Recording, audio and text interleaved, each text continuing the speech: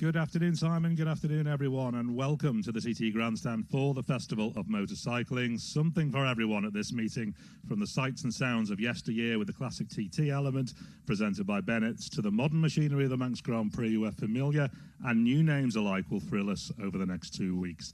Let's start with those famous words. The roads around the TT course are now closed. Although we do have some cars going along and trundling up Glencrutchy Road still, the roads are closed, so no more movement around the TT course. And if you're out spectating, obey the marshal's instructions. The roads are now closed. Do not move around the TT course, please. There have been some concerns over both the weather and the availability of marshals coming into this opening qualifying session. The wind has been the primary concern on the weather front, and it is very blustery today and forecast to strengthen further through this evening. The flags here on the opposite side on the scoreboards of Glencrutchy Road are certainly flying at full tilt. There's a fair old wind going, which means it's going to be not necessarily the best of conditions for the newcomers heading out onto their first laps of the mountain course. Marshals numbers wise, well, we'll wait and see just what happens with that. There have been concerns over the last couple of days. There is obviously a huge number of marshals required to run a session here on the TT course, but they are closing the roads, they are locking down the course, and then we'll find out where we are with numbers, and hopefully we will be good to go for a burst of action on the 33.73 mile mountain course to get the meeting underway. We're going to be here right through practice week to keep you up to date with all the action on AM 1368 and on IOMTTRaces.com before we move into full classic TT radio on the airwaves from Friday. I think it is the schedule for this evening and the opening qualifying session of the meeting. From 5:20, we're due to have the newcomers away on their speed controls laps. That's both the classic TT newcomers and the MGP, the Manx Grand Prix newcomers. That will be through until about 5:45. They will get their first taste of this TT mountain course. From 5:35 through till 6:30, due to have a session for the classic TT lightweight and superbike classes and the Manx Grand Prix senior and junior classes. Then from 6:35 until 7:30, the junior classic TT 350s and the senior classic TT 500s and the MGP lightweight and ultra lightweight classes. And then from 7:35 through to 8 o'clock, the newcomers are due to get back out once again for an untimed lap, their first taste of solo action on the mountain course. So that gets us set up for the evening. The wind, as we say, is an issue. We're ready to get started. Let's get outside and get a better idea of the conditions, where we will find Tim Glover, many times former mountain course winner Chris Palmer, and firstly, a very good afternoon to Chris Kidley. Yes, good afternoon to you, Chris. Good afternoon to Chris Palmer. Good afternoon to Tim Glover. And good afternoon to you, wherever you may be listening to this coverage here of the Festival of Motorcycling here on a sun-kissed, but as Chris said, a very, very windy Isle of Man. The wind direction, well, let's just picture it in your mind. Think about sitting at the top of Bray Hill, looking down under that bridge towards the top of St Ninians. The wind's kind of blown from that direction, just a little bit from the left over to the right. Chris Palmer, many, many times a winner around here, a TT winner, a Manx Grand Prix winner, classic Manx Grand Prix winner, Southern 100 winner, British champion, Scarborough winner. He's that old, he's even got a corner named after him. Chris, good evening. Good evening. How are you, mate? Yeah, I'm good, mate. I'm good. The sun's shining, a little bit windy, like we said, but do you know what? I think looking at the weather we had yesterday and the last few days, we'd take this, wouldn't we? How many TT wins was it again? It depends on how you look at it. It's technically 8, technically 7. Depends on, some of them are class wins, you see, and some of them, that's fine. some people don't Wins count a them. win? Yeah. Scarborough wins? 798, isn't it? I think, something like that. No, 97. Oh, you have to go back and get 3 more. No, I'm fine. Allowed. I'm fine. And classic TT, classic Manx Grand Prix wins? I haven't got a clue, mate. You've got me on that one. Right. No idea. I'll have it somewhere in my head. It'll come round eventually. Yeah. Also joining us down here on the shop floor, as we call it, around all the bikes, all the action, a lot of colour, and it's Tim Glover. Tim, good evening. Yeah, very good evening, Chris. In amongst all the newcomers at the moment, first bike I see is number 4. That's Liam Chalk, who's brother of a winner, of course, from last year. Number 1 here is Victor Ortega from Valencia in Spain, and he's just getting some last-minute instructions and just heads away. And we've also, and I think Chris Palmer and Chris Kidley, I think it's a first, but there's Daniel Krusniak, who is on a Honda, and he is from St. Petersburg in Russia. Now, I don't think we've had a Russian competitor here before. I stand to be corrected, but he's all ready to go, and big smiles and a thumbs up as well. And welcome to the TT. Thank you, sir. There there we go. I think it's Chris Kinley, first Russian ever. I'd say so. Well, I was having a little look. I was having a little look at all the various nationalities. We've got 5 French, 1 Spanish, 3 Swiss, 1 from Denmark, 1 from Poland, 1 from Russia, as I said, 1 from New Zealand, Christchurch, 1 from Northern Ireland, 1 from Era, and then some people from Scotland, England and Wales as well, but that'll kind of do. He's just been speaking to a newcomer there from Russia. Now, you only came here, you were living over there in Carlisle. That's not a big thing. Jump on the boat from Haitian, but from Russia, the I don't know, the thought, the planning that had to go into that chat, which will let him do this practice lap, we'll let him get tonight's on time a bit later on through, and we will speak to him at some point just to get a feeling of how he has managed it, because I'm sure there's a lot of logistics he has to work out. There has to be, but it just goes to show how much of a pull to ride on the mountain course has got all over the world. Do you know what I mean? It's a massive thing, and if you're into motorcycles in any way, shape or form, you know where we are, you know what it's all about, and it's obviously his lifetime's ambition to come and ride here, and he's got it, and he's done it. Well, man from Russia and a man from Christchurch in New Zealand as a newcomer. Again, more logistical nightmare. But what a lot of them do, and you know this, they either bring the bike over. If they don't do that, what they do is they buy a bike here. Yeah. They'll have friends who are here who are racing, or friends who know people are racing. They'll get an ER6, they'll get a 600 Honda or whatever they get. They'll buy it here, they'll race it here, then they'll go home and they'll sell it. Yeah. Just because they want to do this. They want to get on that very, very, very famous stretch of tarmac, don't they? Yeah. No, it is. It's an amazing thing to do, to just sit there and you get the tap on the shoulder and you drop the clutch, throttle wide open and go down that hill. There probably is no better feeling in the whole world. What sort of homework did you do, Chris? Just give it from a rider's perspective. Obviously a little bit different now because they have all the newcomers weekends. They have, they have all the games you can watch, the online videos and stuff. I mean, it was in black and white, and with you, no, I'm joking. It was, yeah. When you first came to do the TT, you were British champion. You were top dog in the 125s at the time. Yeah. Talk us through it. Well, yeah, I mean, I got invited over, as many of the lads do. I didn't know quite what to make of it, to be honest with you, and I didn't do as much homework. Shamefully, I didn't do as much homework as I should have done, really. Would you do now if the boot was on the other vehicle? You could do it again? Yeah, of course I would. It's much higher profile now, I believe.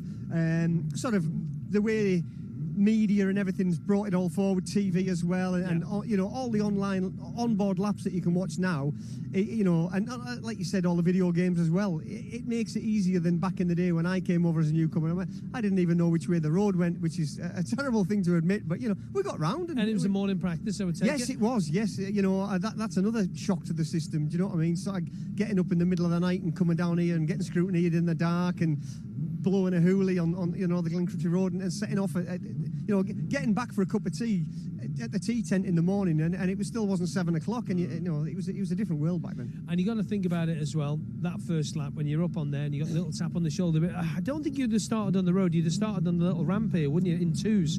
Can you remember who you started with? I've no idea. No, I can't. There must be a picture knocking around of it. There must be. I remember starting with a guy called Dave Brown. We were good in the friends. race. I think it was actually, because we were good friends, and bless him, he's not with us anymore now. Was he in a 125 also? He was, yeah. There's a lot of 125s in then, wasn't it? Yeah. I mean, 125s back in the two strokes were massive back in the day. They were the Pucker out and out Grand Prix race bikes, which was great, Speaking of Pucker Grand Prix race bikes, parade lap. What's all this about?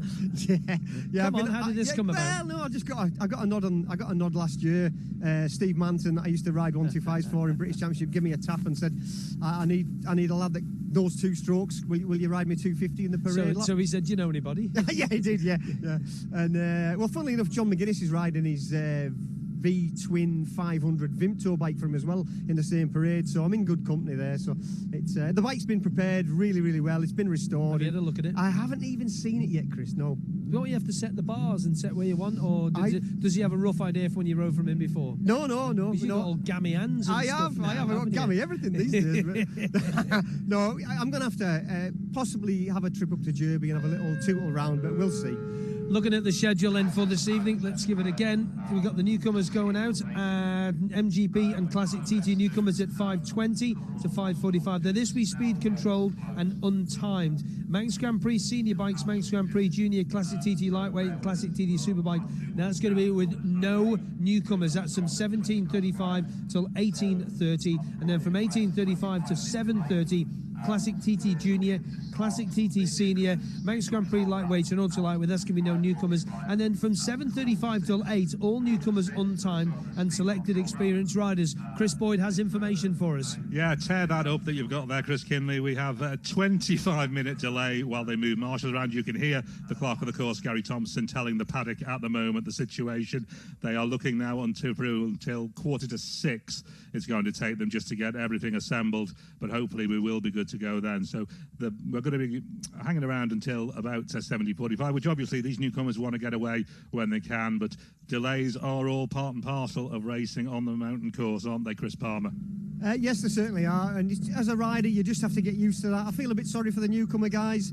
Obviously, they're champing at the bit to get out and get down the road. But unfortunately, it is just one of those things.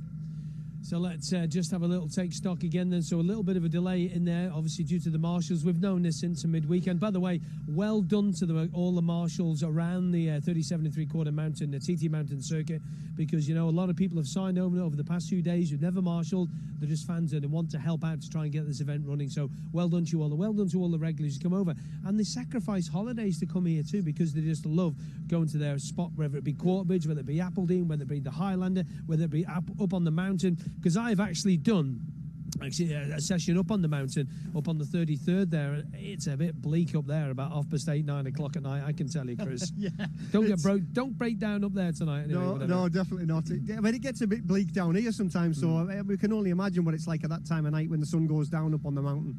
Let's talk to you, Chris, about an experienced rider that you are. So, any riders been coming knocking on your door, messages, asking you stuff? I take a few people round. It just depends. I'm taking a few less round these days. I'm trying not to get as heavily involved. I'm sort of busy at work and stuff like that, and family life. But if I spot somebody I think's worth taking or whatever, yeah, I do try and take lads round and just point them in the right direction and just try and give them a little bit a benefit of me past experience. Let's look back to last week at the Ulster Grand Prix. We're all aware of what happened. What an event that was. Well done to the whole of the Dundodden District Motorcycle Club, all the organisers, the clerk of the course, Noel Johnson, and all the team. I went for a couple of laps on the Saturday morning when it was not very nice around there. You've raced there, you know what it can be like there. Yeah. It can change in the blink of an eye. We did one lap round and we came through the top of Wheelers, and there was a big gush of water across the road, and behind us there was 4 road sweepers. And he said, right, we'll go and do another lap in a couple of minutes, he said, and we'll, blah, blah, blah. So we went back and he cleaned it all, and the marshals, they were up to their knees in muck and all sorts, just trying to get this water away, because the water was just sat in the field as soon as it raining and just ran off. But then we got a big dry patch. We got all the races in there, bar the lightweight race, which was stopped when Sarah Boyce fell off at the Rock Bends, but she's all right. I think she's here. I think she got delayed in fog getting here. So yeah, well done to them all. But what a performance by, well, you got to say that for Peter Hickman. It was fantastic, wasn't it?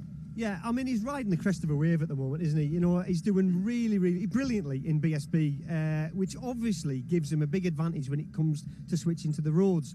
You know, the short circuit riders are absolutely sharp as you can get, and that does give you a big advantage when you come over to do the road circuits. You're just that one step up the ladder higher than some of the other guys that don't do BSB. Funnily enough, I was talking to Connor Cummins just on the way in. Yeah, great podiums, didn't he? Absolutely, yeah, did a great job. Yeah. But as he said, he hadn't hardly ridden a bike since the TT, and it does put you at a disadvantage. So I think next year's plan for him, and not just him, I think quite a few of the top riders will definitely start doing BSBs next year or more regularly, just to get them short circuit sharp. I had to be careful how I said that. Yeah, you did, absolutely.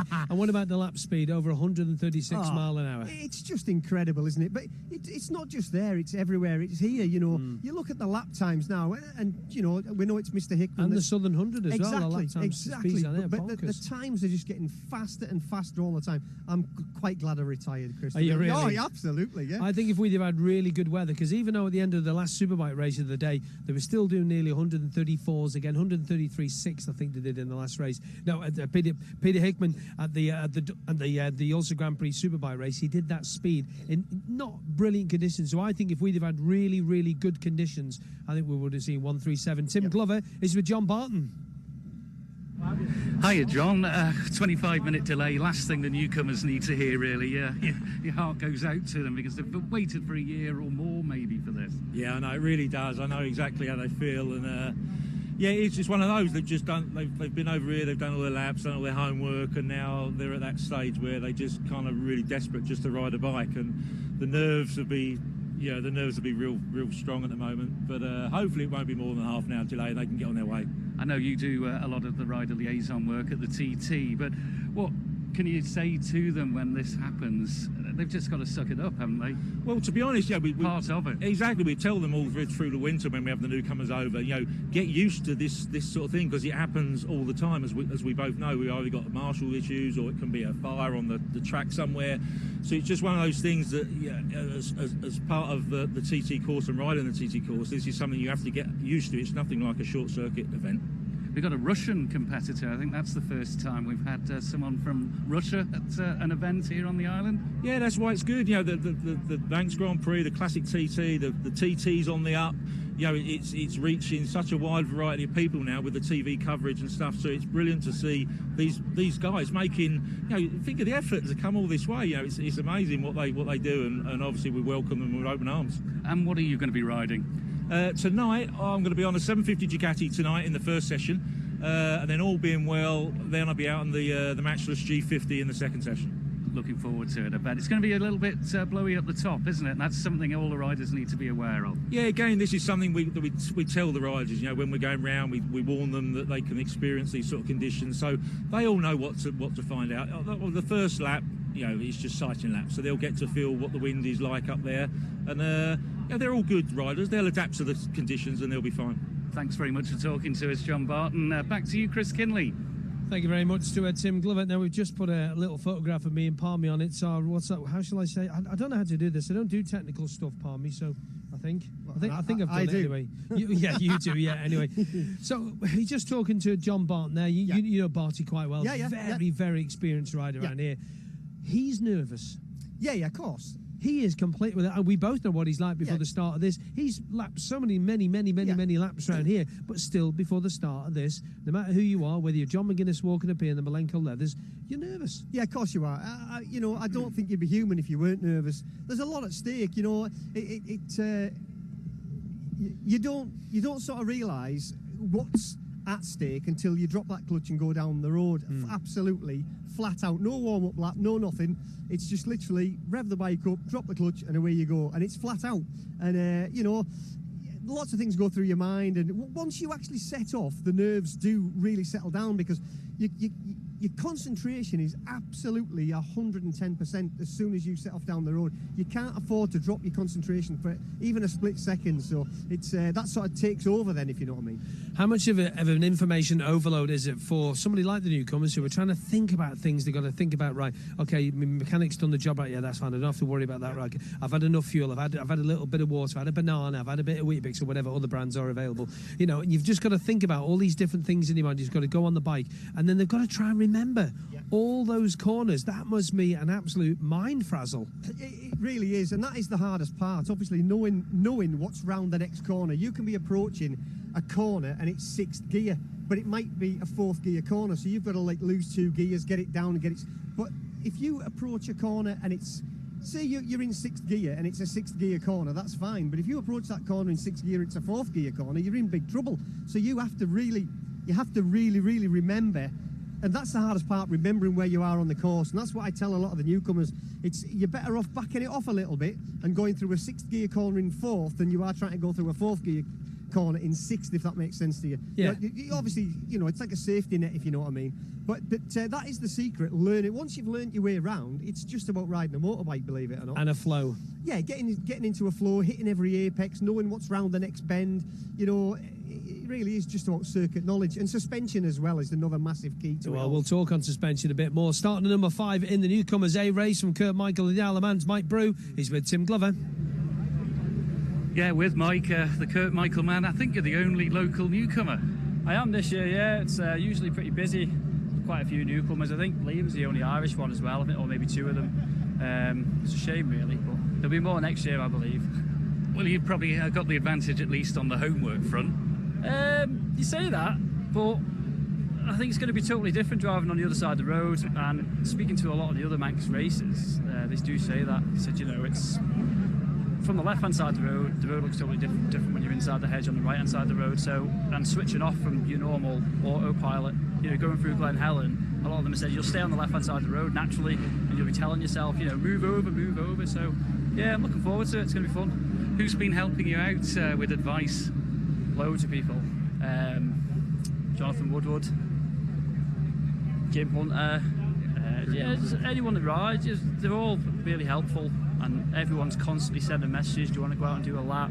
After racing, do you want to go out after one night of practice? So yeah, it's good. And how are the nerves? It's a bit strange. I don't feel nervous, but I don't feel excited at the minute. So we'll see where we get to. I don't know. All the very best, and don't stop at Kurt Michael, remember, keep going. Stop at the pub, get a pint out. There we go, the man from Kurt Michael, Mike Brew, out on that Kawasaki, and clearly looking forward to it, but a strange feeling, he says. Chris Palmer, can you relate to that? Not excited, but not nervous. Yeah, I think it's a little bit of a lull before the storm, isn't it? Once he gets the bike up onto the road, I think the nerves will kick in then. But yeah, it's a little bit of no man's land when you sat down here in sort of Park Fermé at the moment.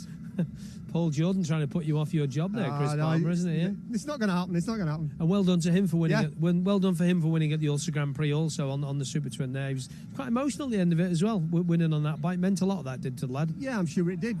He's had an injury lately as well, so good to come back from injury as well and have a good result. But he's a really nice lad as well, isn't he? He's a big lad as well. Bearing in mind he used to ride little two-strokes as well. So yeah, he's definitely grown in stature. I think it was the Anglesey circuit that he fell off, and I think he damaged his thumb and his ribs and stuff like that. And he had a little bit of a tumble at the Ulster Grand Prix as well, but perfectly fine. But interesting what Mike Brew was saying there. And people always say, "Oh well, he's local, he'll know where he's going." Not at all. It's a different, but once you can use both sides of the road and everything's blind, like I said earlier about approaching, knowing what's round the next corner is the key, and believing what's round the next corner as well, if that makes sense to you. And not thinking there's a car coming the other way, yeah. Exactly that.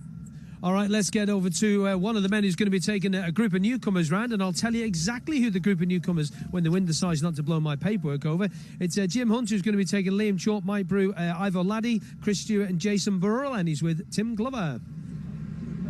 Yeah, we don't often get to talk to the travelling marshals, so we'll grab the opportunity while we can. Jim Hunter, are you out in the first group? Actually, Tony Duncan's leading the first group, right. And then I think it's a 20-second gap, and then it's myself. We've got Mike Brew in our group for local riders, so that's nice. We've just been talking to him, and he says you've been giving him plenty of advice over the winter months. Well, this evening, of course, represents the culmination of all that hard work, the Newcomers weekends, and all that coming over and lots of laps, because it's been easier for Mike being a local competitor. Although he says it isn't in many respects, because he doesn't use all the road every day of the week. Yeah. So. Of course, yeah. But we're very fortunate we've got the weather, and it's great that all the marshals have turned out on the course. So, yeah. What sort of speeds do you go at on Newcomers lap? Well, we're concentrating really on trying to show the correct line around the corners. Yeah. It's not so much about speed. And there's lots of points that we've made over the course of the coaching weekends about late apex, late entry to corners, particularly corners on the course, like Sarah's Cottage, Waterworks, Crookshanks Corner, where there's extreme caution required. So it's a chance for us to go out on our bikes. The amazing thing is how much work the lads do in preparation for the event. Lots and lots of laps, but this of course is their first opportunity to go out and use the entire road. So they might know the sequence of corners, but it's the racing line around the corners, that's something that they've obviously got to work on and give themselves time to familiarise themselves with. I've spoken to Richard Milky Quayle quite often, and of course he does a lot of work with the TT newcomer riders. Yes. He always says that the section coming out of Glen Helen and up onto Cronky Body is absolutely key to a good lap on the course, the most important sequence, he reckons, on the course. Well, Richard knows more about quick laps than I do, having been a TT winner and everything. But yeah, of course, any of the sequences of the course that have a long straight after them, that's really important. But that's something you hope the guys are going to be thinking about towards the end of the week, when they're thinking about trying to build up their speed a little bit. But now it's all about let's be safe and let's be sensible. and let's just build our speed up slowly. Thank you very much for talking to us, and enjoy us out there. And back to you, Chris Kinley. Interesting stuff there with Jim Hunter. Yeah, of course. Thanks very much for that, Tim Glover. We're just coming up to, what are we on now? 5:25 and a bit here on Manx Radio. Very good evening to you. If you are just joining us here, we are live from Park Ferme with Tim Glover, Chris Palmer, myself, Chris Kinley, and Chris Boyd up in the tower. Now, we talked about machines a little bit earlier on. Obviously, the guys are going to be here. We've got all different sorts of classes, Newcomers A, B and C. From a racing perspective, on a short circuit, the guys are going to be coming here with their ZX6Rs, their CBR 600s, whatever they've got. How much of a suspension differential from coming from somewhere Brands Hatch to coming here? What do they have to do to change to make their bike mountain course comfortable? Basically, short circuit bikes are generally set quite hard, quite stiff, because the tracks are really smooth. Obviously, we know this course isn't smooth. Certainly Ginger Hall to Ramsey's mega bumpy, so generally you need the suspension to work faster and smoother and more. And how do you go about that? Well, basically you can put softer springs in, and you put different valving in, which lets the fork oil or rear suspension fluid go through the valves faster, so the wheels can follow the bumps really easily. So yeah, it's just speed everything up, make everything, what I would say, the word I used to use is plush. Make the suspension plush, almost like a nice comfortable couch, as opposed to a really stiff kitchen chair, if that makes sense to you. Makes total sense to me. Absolutely complete sense. I do get that analogy with the couch to a kitchen chair. I do like that, because like you said, these guys, I mean, they've got friends, they've got people who know suspension, and it's only a little tweak that can just make all the difference. Let's get an update from Chris Boyd, who's got the latest information from the clerk of the course in the tower. Chris. Yeah, Gary Thompson just announcing they are still working towards a 5:45 start, but he does advise it may be a little bit later. That may slip, that 5:45 start. They are still working to move marshals around and just get every post covered. We know it's a 37 3/4 mile course. Every post has to be covered before we can set anybody off. That takes quite a task, especially when you're not necessarily got the TT influx of marshals here. They're working with what they've got, but he does say we're going to get some action tonight. It just might slip a little bit from 5:45, but they are still hopeful, Chris. And that is, what's that? That's about another 10, that's 27. It's 18 minutes away, that is. That'll kind of do for me. So, suspension, rear suspension, you get that all set out. Now you get to work on the front. Which is the hardest bit to work on, the back or the front? It depends what kind of suspension you've got. And what rider you are. Well, correct. You know, one rider can love the way you've got a bike set up, and another one hates it. So, unfortunately, that's when TT or Manchester Grand Prix crews can struggle, because one rider wants his bike set one way. He might want to stand up on the footrest and ride it bucking Bronco style on the bumps, but he wants it really firm and stiff for the smooth sections. I was the opposite. I always wanted because I was little and light, I always wanted my bikes to soak the bumps up really well, and then I had a slightly different approach when it came to the fast, smooth stuff. Because I was little and light, I didn't make the bike move around quite as much. So, yeah, it is a little bit of a black art and a little bit of a very individual setup thing, which is it can be awkward. Sometimes you can get to the end of a fortnight and never make it perfect. But and again, it's always a trade-off. Do you want it to handle really well on the bumps, or do you want it to handle really well on the smooth? You know what I mean? It's a sort of a rider preference and choice thing. So away from the modern bikes, we got the classic bikes here as well. I mean, what sort of suspension irregularities, if you want to use that for a word, can you have with that? Yeah, well, you can change the fork oil. You can put thinner fork oil, which gives you the same principle as having bigger valves in your modern bikes. You can put softer springs in the forks. Twin shocks, a lot of them as well. Yeah, but on the Pucker Classic bikes. Yeah, no, of course. But again, you can adjust them again. You know, you can back off the rebound damping, which makes the bike come back up faster. You can put softer springs in them. You can do a lot to them. And to be honest, the classic bikes handle round here absolutely fantastic. They soak the bumps up probably better than anything you'd ever get on, which is unbelievable when you look at them. When you're on your 500, you Ripley Land 500 or your 350. Yeah. Let's talk through some of the corners. So you go sleep, you're dropping down into their quarter bridge, second gear, third gear, second gear? Usually back into first gear. Into first gear for there, on that, yeah, okay. On the 350? Yeah, usually back into first gear. But again, you know, these bikes have got 24-litre tanks on them, because some of them will do 4 laps on a tank full. So you're carrying, if you set off with a full tank, especially the first lap of a race, no tyre warmers on a classic bike, but they've got really soft, sticky tyres, so they don't really need them. But if you when you hit the brakes to go down at the quarter bridge with 24 litres of fuel underneath you, it takes a lot of stopping, and generally the brakes are not as good as the modern bikes either. So you've got to think about it a little bit. And then you off through to Braddon Bridge, and then you're moving on down through Union Mills, and then you get that fast up to Ballagary on the classic bike 350 or 500. Tim's got Dave Madsen-Migdal in a second. When you get through Ballagary, flat on one of those? Absolutely flat, yeah. You don't even lift your head. It's flat out in top gear. And to be honest with you, you don't want to roll the throttle off either, because if it's going to seize the engine, it will seize when you roll the throttle off, because you lean it off slightly. So, it is absolutely flat out, without a doubt. Dave Madsen-Migdal's with Tim Glover. He is indeed. Dave, you're going out with the Classic boys. Yeah, I've got 4 lads going out, Newcomers, so I've just been telling them to just take a nice gentle trip round and just enjoy it. So we'll see how we go. Important to get a lap in early doors as well for yourself. Although I know you're really showing them the lines. Yeah, no, it helps just to make sure the more time you can get on your bike, the better it is. So it's like, especially for the newcomers, you need to get out. You can tilt people around the circuit and take them around, but unless they can actually go and do it themselves, because you can do as many laps you like in a car and it's not the same. So if they can get to night session and get 2 laps, so that'll make a big difference to them. And really settle them down, and they learn through the week then. Hopefully we get a good practice week, unlike we had at the TT, which must have been a nightmare to be a newcomer in. I must admit, this year I wouldn't have wanted to be a newcomer at the TT. Last year's Max wasn't that good either, you know what I mean? But we can't do anything about the weather, so hopefully we get all the sessions done, and it'll be a good fortnight. Enjoy it out there. Back to you, Chris Kinley. Yeah, there's a man with a lot of experience. So let's go back to the lap. We talked about going through the Glen Helen there, the fast right-hand, and then you through Crosby, then you're dropping down Wagon and Horses Jump over the top of there, and then you're dropping down to a very technical section at Greeba Castle. Chris, talk us through that. Well, to be honest with you, as you come down the other side of the Wagon and Horses there, that is actually on a lot of motorbikes, that is the fastest section of the whole course, believe it or not, because you've come over the top of the hill in 6th gear, you go downhill, it's quite sheltered from the wind. So if you're going to do a rev limiter check or a gearing check, that's the place to do it, down in the bottom of that dip.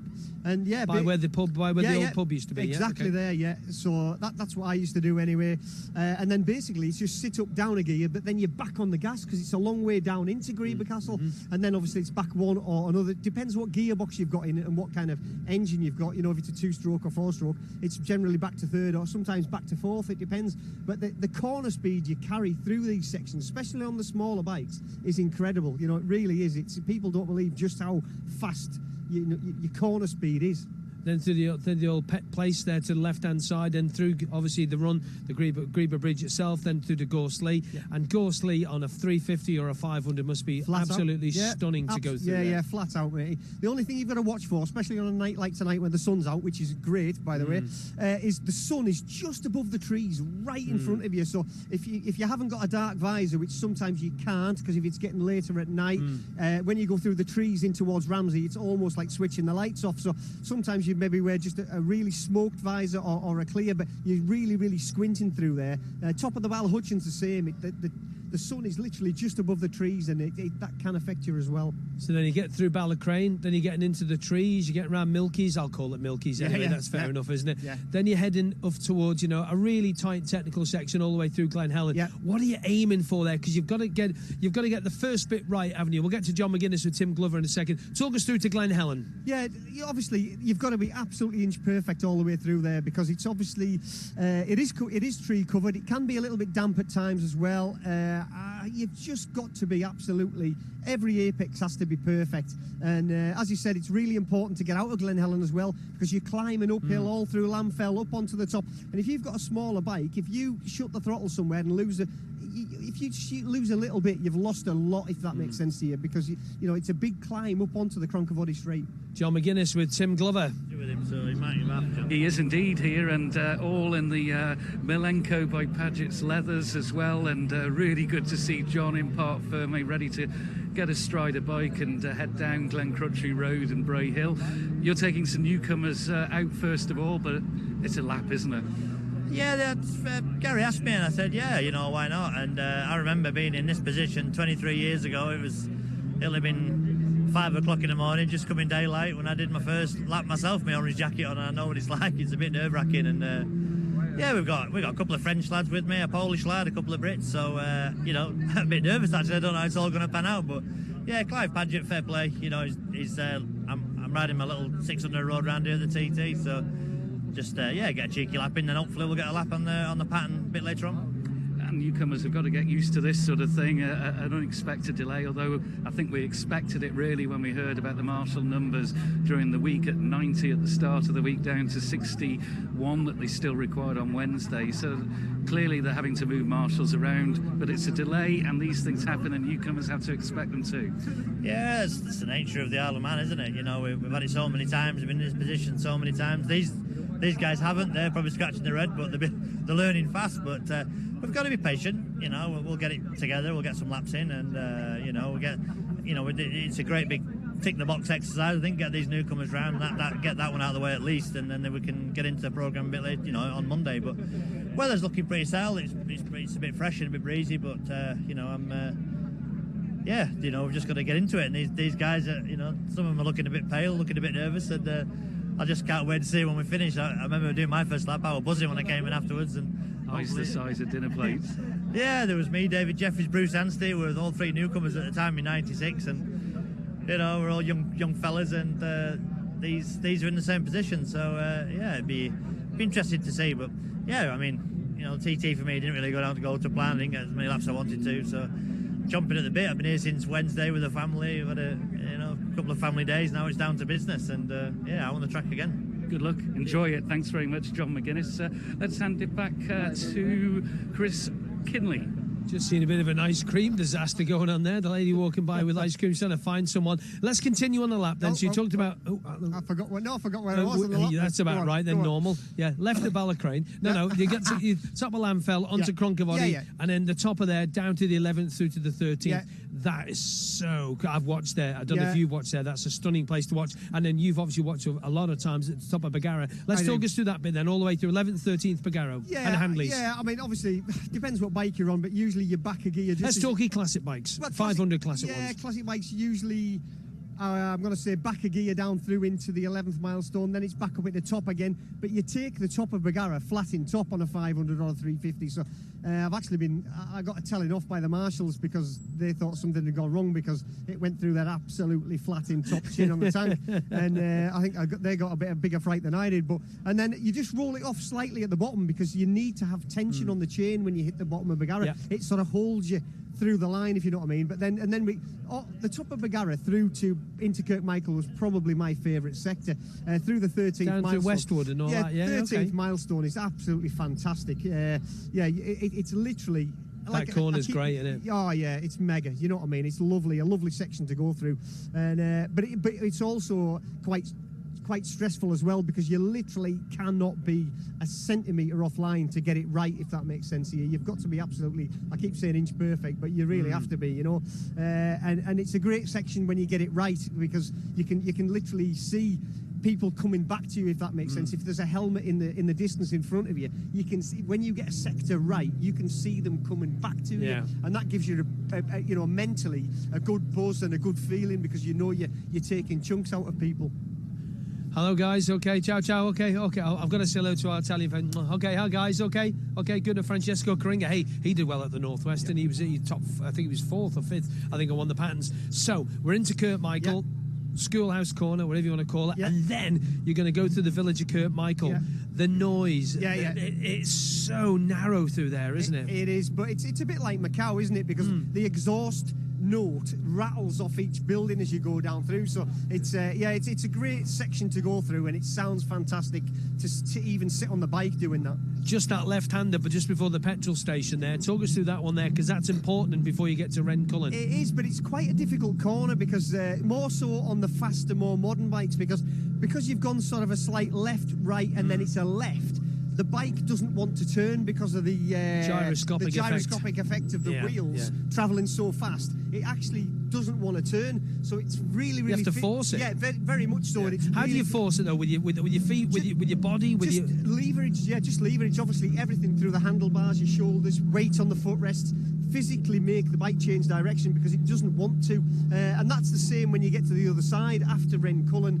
You go through, is it Bishop's Court there? Yeah. It's the same there when you get to that sort of the end, the left, right. Again, because you're travelling so fast, the bike just doesn't want to turn. And that's another thing that you've got to sort of tell the newcomers because they've never experienced that before either. Won't have done Willie anywhere, No, really, to be honest. No. And then you obviously the blast through to Belaf, the quick jump over Belaf. Yeah. That in itself is difficult because you've been going so fast for so long. Yeah. So let's talk through 125 into Belaf. What do you do gear change wise? I'm gonna say back to first gear because generally they don't have the engine torque to pull taller gears. So generally back to first. A lot of bikes are back. Some of them are back to second. The bigger bikes. 250. Yeah, I think that would be first gear to be honest. Because the bikes are so light, obviously they jump anyway and leave the road, and you don't want to damage anything. You don't want to damage exhaust. Chain, you don't want to snap a chain. You don't want come to. off. Yeah, well, yeah, the chain's off. But yeah, you don't want to. You just don't want to damage the bike. 350 classic. Yeah, I'm gonna say. No, I'm going to say first gear again. And the 500 classic? Yeah, back to first. Yeah, because again, you see a lot of pictures of these lads doing massive jumps, and to be honest with you, you're not actually gaining anything because you're in just mid-air. looks good. It looks great. Yes, 600 Honda, 600 Yamaha, whatever. Second? Yeah, I'm going to say probably second because you've got the torque to pull yourself out the other side of it, if that makes sense. And you've done an EL6 round here as well. What was that like? I have. Yeah, no, that you was love good. that. Yeah, I actually liked riding it round here. Yeah. Before you start having a dig into my ribs, I did enjoy riding it round here. Can't get past that chip, whatever he had before we went out. Yeah. So yes, that was kind of, and the big bike, the super bike into there, because you've been doing 180, 190 mile an hour for such a long time, haven't you? Exactly, you have, and that's when you do notice that you've got to scrub a lot of speed off in a short space of time. And what you've got to remember is, if you don't scrub your speed off, you're still going over Belaf Bridge, whatever happens. Yeah. You know, so it's really important to get your braking. And what is your pickup point as you come into Belaf? What are you looking for by the side of the road as you come through the fast right-hander by the old people's place there? You're coming towards the car garage. What are you looking for on the road? Because it's blind again, isn't it? It is, but what you've got to remember is as well, again, the bike doesn't want to turn. When you hit that right-hand kink before the Belaf Bridge, the bike doesn't want to turn. So again, it's difficult. And if you set the bike up so it will turn in those corners, it will never handle the bumpy sections. It'll just be really unstable and out of control. So on the bumpy sections, so yeah, it's a little bit of a trade-off. But mentioning braking points and stuff, a lot of the newcomers ask me that, and it's like, well, hang on, I've ridden everything from 125 to superbike, so every single bike has a different braking point, so it's something you have to learn and pick up yourself. But I always say to them, brake a bit earlier, because just remember, as I said earlier, you are going over that bridge whatever happens, so you need to scrub that speed off. Just a reminder, we are aiming to get underway in about 3 or 4 minutes' time. We are going to get details 17:45. So that is about, let's say 2 minutes and 15 seconds' time. It's roughly about that. Let's continue with the lap then, because if we get called to go up on the road in a minute, we will. If we get any more updates, we will let you know that. Tim Glover's down with us on the shop floor. So we got through Belaf. We're going down towards the wildlife park now, the big jump there. And then you through Belaf, through Quarry Bends. I mean, you didn't ride the old Quarry Bends with the trees there, did you? So that was completely different to what it is now. Talk us through Quarry Bends. Let's say you're on the 500 classic here. Yeah, no, it's flat out. You don't completely flat. Absolutely completely flat out. You don't even lift your head. You keep your chin buried on the tank, and you just make sure you hit your apexes perfectly. And that's the secret to getting around here, to be honest. You know, you look at a 500 classic now. I think the lap record with Jamie Coward is probably 110 miles an hour. The bike's only got 50-something horsepower, and it only does 135 miles an hour. So, you know, to be lapping at 110, you've only got 25 miles an hour to play with, you know, and you've got first gear hairpins. All or nothing, isn't exactly. it? Exactly. You've got to be absolutely flat out. So the fast right-hander before you get to the run towards Sulby as well, you've got to keep everything in there, then down the Sulby straight. And for people to say it's a straight, it isn't, is it, Chris? It's not. And it's quite undulating now as well with all the trees. I like that. Do you like that word? That's good. Yeah. I don't even know what it means. No, I do. Up and down. But yeah, it's actually surprising. But that actually gives you a chance to look down at your boots for oil leaks. You can do a gearing check. You make sure your rev counter pointer is as high, because when you come back in, people are going to say to you, what was it revving to down there? What was it revving to here? And you have to come back in and tell people. We talked about that before. We talked about this information overload. Absolutely. Lots of stuff going in. You got to try and remember. Yeah. Sulby Straight, so you've been going all the way through Quarry Bends, flat out at 140, 130, 40, 50 miles an hour, fast right-hander just before Sulby Bridge. Again, like going into Bluff Bridge, you've got to pick your point, haven't you? Absolutely. And that's another blind corner. It is, but it's a lot smoother now than it used to be because it was all resurfaced. And it's really nice going through Sulby Bridge now. It's got like a little bit of a camber on it. You can hook on the inside. That's another thing. Because you can use both sides of the road, you actually use the camber of the road to your advantage. You almost hook into it like a motocross berm almost, and it's stealing little bits like that gives you the advantage, and that's where your lap times come from. Then you get to the bit you say is the most critical part, suspension-wise, from obviously Ginger Hall running all the way through to Ramsey. You know, unless you've ever done it, you'll never understand just how bumpy it really is. I mean, it's teeth chattering, blurred vision. It's unbelievably bumpy. You know, it's bumpy in a van at 40 miles an hour, never mind 140 miles an hour. So again, like I said earlier, some riders prefer to run the bike a little bit stiffer, and some people stand up on the footrests and ride it almost like a bucking bronco. I didn't used to like to do that. I preferred my bike to do all the work. Because you were little? Yeah, and light, and my legs aren't very long. And I used to like the bike to soak the bumps up, and then, funnily enough, a lot of people think that when you get to the fast, smooth bits, that the bike's going to start moving around, but because it's not like a short circuit, it's more like a really, really fast road ride, the bike doesn't move as much as people think it does, so you can actually run the bike a little bit softer than people actually believe they can, if that makes sense to you. And then another bit of a head change completely, because you're then coming into Ramsey. I mean, Schoolhouse Corner, what a left-hand corner that is. Man's Corner, I think it's been called in the past. Yeah, and again, it's got a camber that runs down to the curb on the inside that you can hook into, and again, use that to your advantage. It almost gives you a slingshot through the corner, and there's quite a few corners on the course like that, and once you've learned where you can use them to your advantage, it gives you just that edge, if you know what I mean. So we're into Ramsey. We're going to head out of Ramsey. We're going to go past Roy Moore at Ramsey Hairpin. It doesn't feel and it doesn't look like a difficult section through Ramsey. Mayhill's been redone over the years, not as bumpy as it was. And the run to Whitegate, that has also used to be awful. That's a lot better now than what it was. And into Ramsey's been done as well. A lot smoother than what it was. You're going to get to see that when you do the parade lap. Talk us through that, but then through to Ramsey and that. This is just for people who wonder, we're just going around the lap with Chris Palmer, multiple winner around here. Just giving you a little feel, because we do, and we have to appreciate that we will have people sat in the hedge going, well, I know this. However, we will have somebody, whether it be one person or 20,000 people, all going, oh, I didn't know that. So, you know, we're just trying to give people a little feel. So into Ramsey, Parliament Square, again, hard on the brakes and a tough bit to get right, because you can run wide and there's a takeaway shop on the corner. But it also messes your lap up, because if you run wide there, you then can't get back across to make the left-hander. So you've lost that flow, that nice late apex where you've lost all that area where you can get on the gas, and it messes up the whole lap, because you can't afford to give away time anywhere, not just in one place. The good thing about Ramsey is there's always loads of people there. There's always people hanging over the fence at petrol stations and stuff like that. And if you've got a modern bike with a slipper clutch in, then it's a great place to come backing it in, and a bit of showboating, which, well, we're all motorbike racers are show-offs at heart, I'm sure, so I certainly was anyway. So into Ramsey Hairpin, it's difficult because the cambers change and all sorts, don't they, around there? And it's dark under the trees, and it can be damp. There's the dark visor thing again, isn't it? You were talking about. Yeah. Sorry, I thought you were looking at a dark visor. No. And it doesn't matter what bike you're on. Ramsey Hairpin always feels awkward. You either haven't got enough steering lock, or you need the clutch in and you can keep the motor revving, because the first gear's never ever low enough for that corner, if that makes sense to you. And a two-stroke, you're always slipping the clutch out the other side of it, and then when you start climbing the hill, it's still damp and green under those trees. And this is where the newcomers don't know what to look for, where the green bits are, where the damp bits are, and the experienced riders do.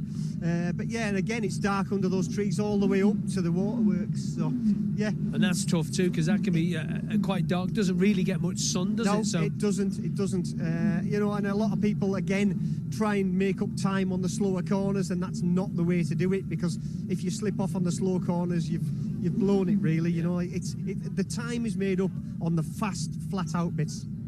Let's go over to Tim Glover, who has an update for us. Tim.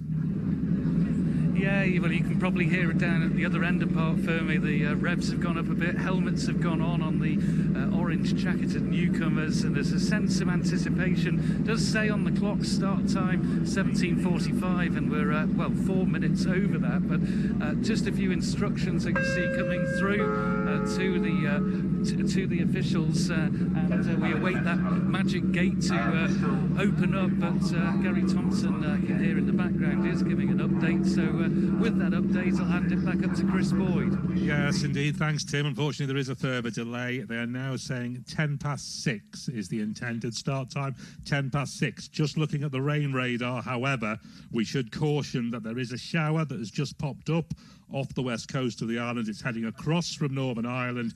It looks like it might arrive in about half an hour, and there is a heavy pulse of rain within it. It is a band of rain that is almost the length of the Isle of Man, moving across from Northern Ireland. It is in the middle of the Irish Sea at the moment, so we are watching that rain radar. But the news from Race Control is a hoped for 6:10 start. Back to you, Tim Glover. Yeah, well, you can just hear the atmosphere that was building's just gone a little bit flat again now, and the helmets have come back off the riders, the newcomers that thought they were just about to get ready. There seemed to be a flurry of action towards the gate, and we were anticipating maybe it was going to open, but unfortunately a false dawn once again. Back to you, Chris Kinley, and we'll hear more from Chris Palmer's lap. I think we will. We're going to get more of this. So we got 20 minutes now. So these are the biggest sunglasses in the world coming up here. We'll look at that in a minute. Let's get it. We're out of Ramsey then. We're through Waterworks. We're heading up towards Tower Bends, and we're starting to climb. Right, let's equate this now to some of the guys here who are going to be on 125. Some of the guys are going to be on 250s. They're going to be on 2 strokes. You're starting to climb. Explain the changes to a 2-stroke motor as you start to climb with altitude and pressure.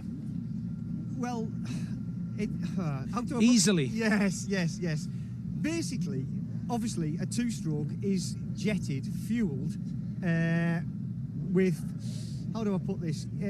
It's got to be, you can't change it while it's going round. So basically, you've got to set it as safe as you possibly can without making it as sick as a dog when it goes rich up over the mountain or whatever, or as it comes down back off the mountain. So yeah, again, that's always a trade-off. And my, I always used to set my bikes as close to the bone as I could get them, because obviously if a 2-stroke is rich, it's getting over-fueled. It's like pulling your choke out on your old cars, but then you lose performance. So it's always a balancing act as to keeping as much performance as possible, but trying to keep it as safe as possible, because when the engine seizes, if you don't get to the clutch in time, you are going to crash. It's as simple as that. You keep 2 fingers on the clutch all the time, though, didn't you? Most of the time, yeah. Okay. Very, very rarely you don't have your fingers on the clutch. And it doesn't have to be, sometimes it can be a heat seizure. It doesn't have to be a cold seizure. It can be whatever. Do you know what I mean?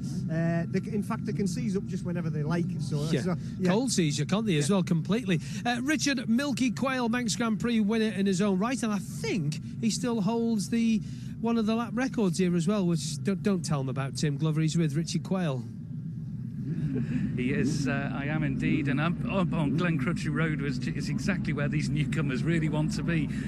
This is, though, part, as John McGuinness was saying, and others, part of a TT or a Manx Grand Prix or a classic TT experience. There will be some delays and frustrations. Yeah, for sure, Tim. That's part of your TT career. Unfortunately, is you have to get used to delays, and I tell all the lads, that's the one thing that you're going to get used to. These boys have all come from a short circuit background where at 9 o'clock you're on the track, dead on at 1 minute past 9 you're on the track, and whereas here, you've got so much different things like road closures and dogs and cats and stuff on the road. So yeah, I mean, they'll all understand. I'm pretty sure. Obviously, their nerves are all high and they're all tensioned up, but they'll be fine. I'm not sure whether the clerk of the course, Gary Thompson's run over a cat or something, because he doesn't seem to have much luck during 2019, does he? And this will be another headache for him. Yeah, for sure. I mean, that's like we all know the logistics of a 37 3/4 mile track. That's the thing of it, and we are lucky that we've got such a good clerk of the course that can sort these problems out when they come out. I mean, he's literally, one problem after another. He's constantly firefighting problems and stuff, and he does a mega job. He's amazing at it. So yeah, I mean, it's. Poor Gary's had a bit of a tough year this year with the weather and stuff. Hopefully the weather's on the change now, and we're going to have some decent weather for the rest of the week. Someone told me that there's a high coming in, so yeah, hopefully we'll just. This first session is so important, though. It's just a nice little settler for everybody. You get a couple of laps under the belt, You can think about it through the winter and through Sunday. It's been a long time. It's been a year since a lot of the lads haven't ridden, so it's just nice to settle the nerves, get the bike set up, know where you're going with your gear and stuff, and it's brilliant. So hopefully we'll get out. There is Chris Boyd was mentioning a shower off the west side of the island that's heading our way, and it's about the length of the island as well, quite heavy. So just I hope Gary is just concentrating on sorting the marshals into positions at the moment and not looking at the weather as well. Well, exactly, Tim. There is nothing. Better men than me and you have tried to change the weather in the time and failed. Doesn't work, does it? No, there's nothing you can do about the weather, and we've just got to go with it. And let's just hopefully we get the marshals positioned right and get so we've got a safe enclosed racetrack ready to go, and we can just go if the weather's good. If the weather's no good, then we can't go. Simple as that. And a big caution will be made about the wind. It's going to be a bit blowy, isn't it, up on the top there? Yeah, for sure. Again, this event always is a little bit windy. They always do get some wind and stuff at this event in August and stuff. So it's hopefully with it being the first night again, everyone's not going to set record pace, so everyone will be going fairly steady and look up. We've got some new windstocks up on the mountain now as well for the riders to give them a bit of a rider aid, so they know which direction the wind's coming from. So hopefully they'll take notice of that and see. And it's not ideal conditions, but again, for the first night, if we can just get out, that'll be ace. Everyone gets a couple laps in. I'll be so happy if that happens. And the newcomers, they've built up, haven't they? Yeah, they will want this to happen tonight. Yeah, for sure. That's your heart always goes out. Everyone gets frustrated when, like the TT for this year, everyone got frustrated because there's no practice time. But the newcomers are always the hardest one. I always feel the sorriest for, because they've literally they want laps. That's all they want. They just want to be lapping and lapping and lapping, getting knowledge under the belt. And when you start losing practice sessions, then it's always the newcomers that suffer. I always think the experienced lads that have done it know again. They can always come back next year and stuff. Whereas for a newcomer, everything's new and the pressure's on, and it's very hard on them. Very hard on them when the weather's a bit dodgy. But we'll just again. We can't do anything about the weather. We'll just have to see. Chris Palmer, we're going to hand back to him in a moment. He's doing his rider experience lap, talking with Chris Kinley. You do a fairly good commentary around the TT course on a lap. Oh yeah, for sure. It's that's the thing.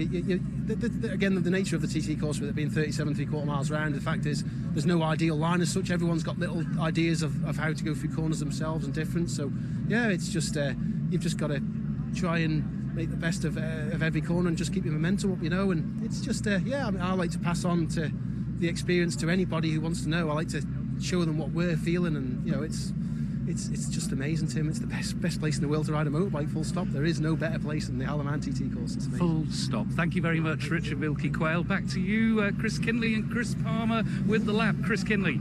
Well, while he's there, it was 20 years ago this year that Richard Milky Quayle did 19 minutes 43.1, 114.8. 20 years ago this year. God, he's old, isn't he, Milky? You can tell him that from me if you want as well, Tim. Thanks for that. Yeah, look at that, 114.8. Hey, that was not a bad lap 20 years ago on a 250 Honda. I think that was a Vimto Honda as well, I think it was. I think it was one of Birdie's bikes, wasn't it, I think?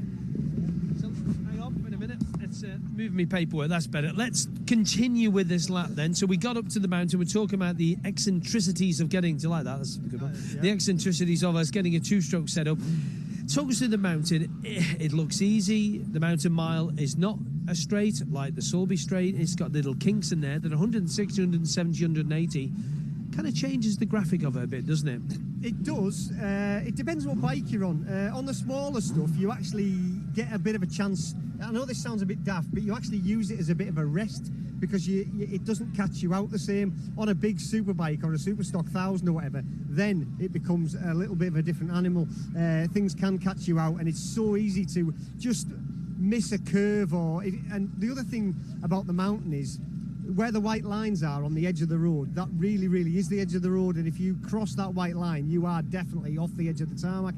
That's something else that you have to watch for, especially as a newcomer.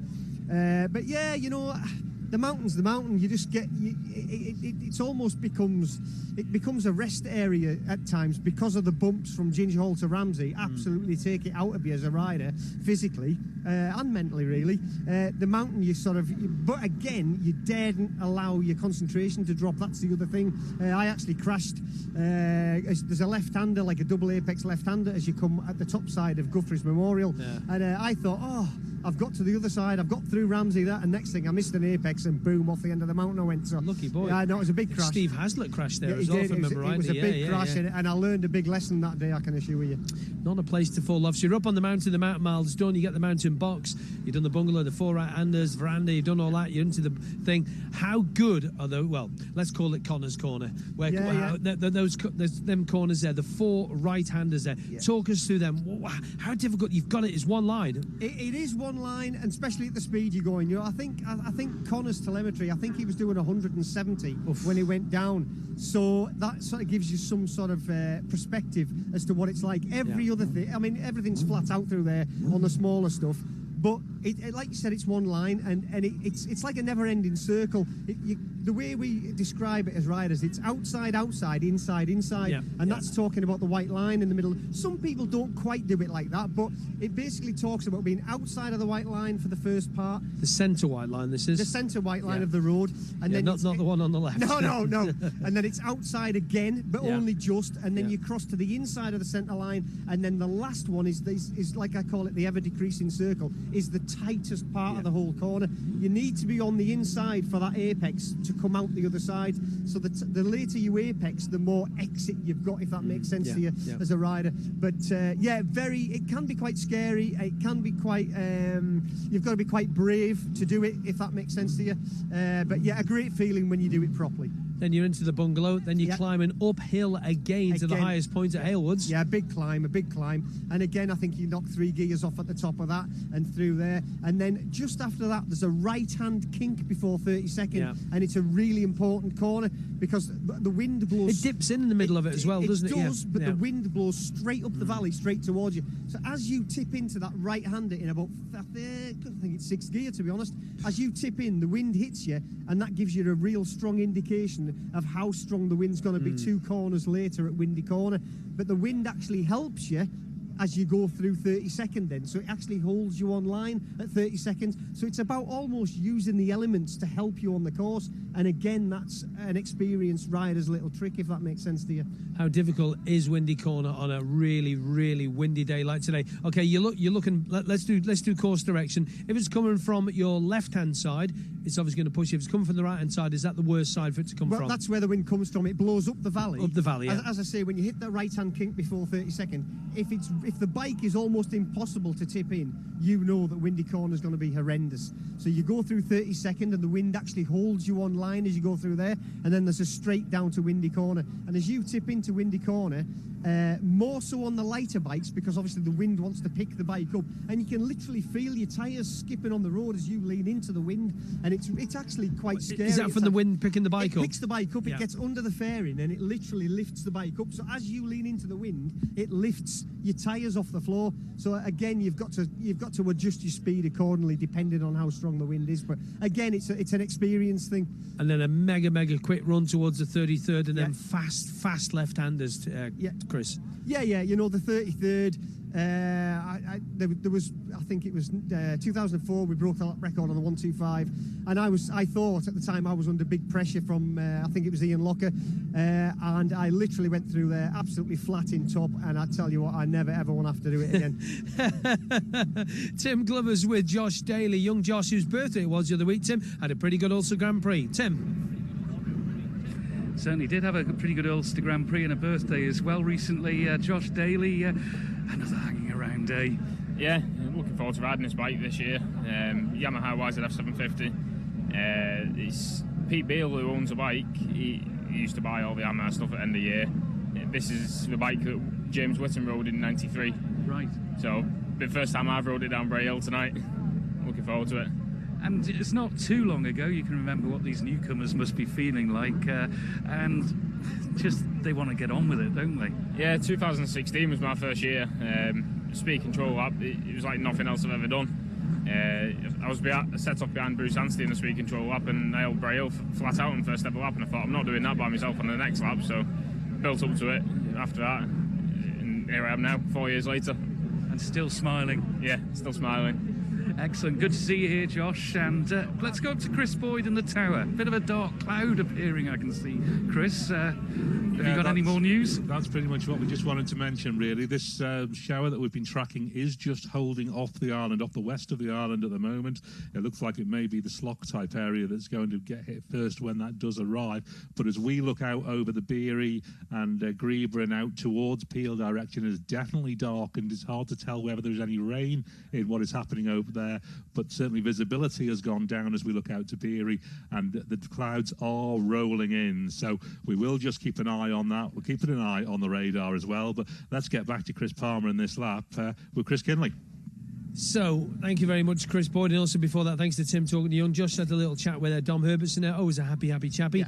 So you're coming off the mountain now. You're going to drop down. Let's take the little right-hander and the left-hander, and you drop them down towards Kate's Cottage. That fast left-hander. Yeah. It all open out. Douglas all opens out in front of you.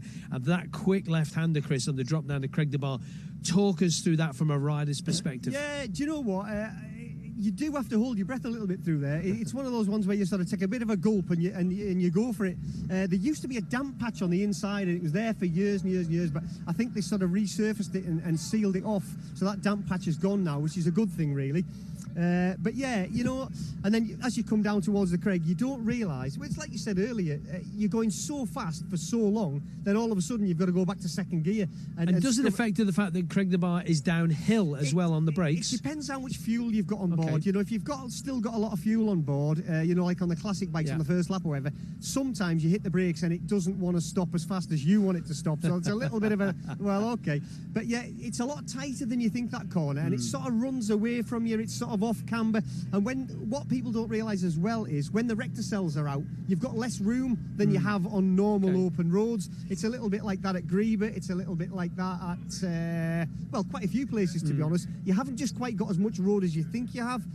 So you've got to take that into consideration as well. But yeah, you know, it's a tighter corner than people think. And then the fast run down through Sunny Orchard. Yeah. Towards, well, did you prefer the old one or the new one at Brandish? Do you know what?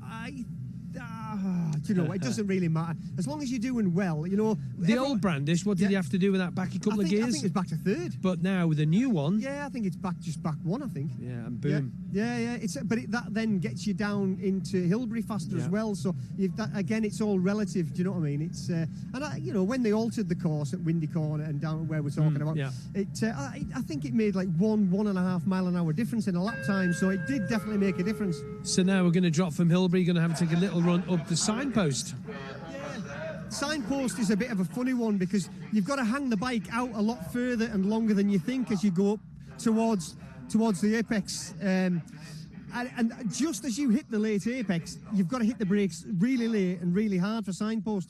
If you get the correct line round there, you almost apex virtually at the braking point. Because that again, signpost drops down and sort of runs away from you slightly, so that can catch a lot of people out as well. Chris Boyd, let's get the latest, please. Yeah, indeed, from Race Control, they've just announced a 6:15 start, so around about 8 minutes before we get underway, a 6:15 p.m. start for the speed-controlled laps for the Classic TT and Manx Grand Prix newcomers. So these newcomers all going out, as we've heard, with people like John McGuinness and experienced riders, Milky Quayle and John Barton and people in amongst them, all the experience they can get to show them those right lines. We are hopefully set to go in around about 7 minutes, Chris Kinley.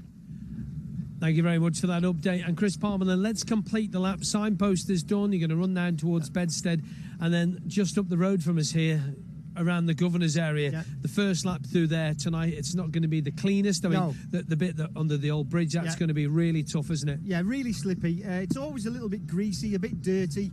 And again, like I said earlier, you've got to sort of instill it into the newcomers that there's nothing to be won or lost in these really tight, twisty sections. It's all won and lost in the fast, flat out sections. So I just tell them to just get through those bits. Don't worry about it. Don't try and make any time up. Just get through it. And it's because it's really hard to get turned back into there. It's so tight. Especially, like you said, with a bike with no steering lock. Exactly. Either, Yeah, no, exactly. You know, you see people coming into there and they've got the feet down because the bike's on full lock, and they're just, it's so tight. People don't realise. How many times have you come out of the dip and forgotten what lap you're on? Have I got a pit stop this lap? Plenty. I've also ran out of fuel and pushed in from there. Yeah, if I remember you doing it. That was hard work. I tell you what, I wasn't giving you the kiss of life. A lap time of 23 minutes and 6 seconds, 98 miles an hour. That was, Chris. Thanks very much. That's a pretty good lap. Well done to you, sir. Not the Hondas. You don't get a bonus point on that. Okay. All right, so we are going for a start very, very shortly. We have a new schedule that's going to be given to us by Chris Boyd in the tower. Indeed, thank you, Chris. So the newcomers, as we've just heard now, are going to start at 6:15. That's the newcomers of both Classic TT and Manx Grand Prix. They will go for their speed-controlled lap at around 6:25 to 6:30, depending on the progress of those newcomers. We will then have the first qualifying session for the Classic TT Superbikes and Lightweight and the Manx Grand Prix Senior and Junior classes. Then at 7:05 to 7:40, we will have the Classic TT Senior and Junior machines, the 500cc and 350 Classic machines, and the Manx Grand Prix Lightweight and Ultra Lightweight. And from 7:40 through to 8:05, the newcomers will get to go again for their untimed lap, their first experience without travelling marshals and experienced riders around them. So just to recap that, 6:15 for the newcomer laps, 6:25 or 6:30 for the Classic Superbike, Classic Lightweight, Manx Grand Prix Senior and Junior through till 7. Then from 7:05 to 7:40, the Classic TT Junior and Senior and the Manx Grand Prix Lightweight and Ultra Lightweight. 7:40 through to 8:05, the newcomers' untimed lap. We continue to watch this weather. The skies continue to darken over the hills, and it is sweeping across. It does now look lighter behind it, however, as we look out west towards Peel. So hopefully it is just a shower and it will move through, and it may not contact the TT course. Let's hope not, because we want to get this action underway. We should be 5 minutes or so away. Chris Kinley. I think they're just making tea and biscuits in the scrutineering bay, because I think they left the microphone open there. They did, Chris. Yeah, so they're quite important for these guys to get out. And thanks very much for running through that lap. It's good that for the people to get a little feel of that. We are going to move just over here just a little bit, because that horrible noise that we've got. Saturday night practice. Just having a little look at what the board. Let's actually just go up to Chris Boyd. You called it, Chris. Let's get the details, please. We are just hearing news from the clerk of the course about this heavy shower that we've been reporting. They are now looking potentially at a further slight delay just while they assess how heavy the conditions are. So we've been spotted this pop up on the radar. We've seen it travel in. As I said, there are lighter skies behind it as we look west, but we are now potentially just looking at a slightly further delay. So 6:15 may not now happen, because that's only 3 minutes ago. The clerk of the course says he's not prepared to compromise on safety, and obviously with the newcomers going out first, they continue to await now an assessment on the conditions around the course, in particular where that shower has been and where that shower is moving on to. So unfortunately, having got everything in a position to hopefully start, now the weather's moved in and won't play ball, and so we must just sit and wait. This is part and parcel of mountain course action, isn't it? Or in action, as the case may be, Chris Kinley. It is, yeah. We're just seeing, listening to Tim Glover getting abuse here, which is a standard day, really, to be honest with you. He's allowed to get a little bit of abuse. So the newcomers, again, they'll be thinking, right, let's go, no matter what language room. We mentioned before about the French, the Spanish, the Swiss and all that, and all the various nationalities wanting to come here and do this event. And they'll have never, like we said before, and for those people who are listening for the very first time, welcome, by the way, welcome to the Festival of Motorcycling here on the Isle of Man. You might not be listening here, you might be listening further afield. I don't know where you could be listening, but bonjour, hello, ça va, whatever they say over there. Thank you very much for joining us. These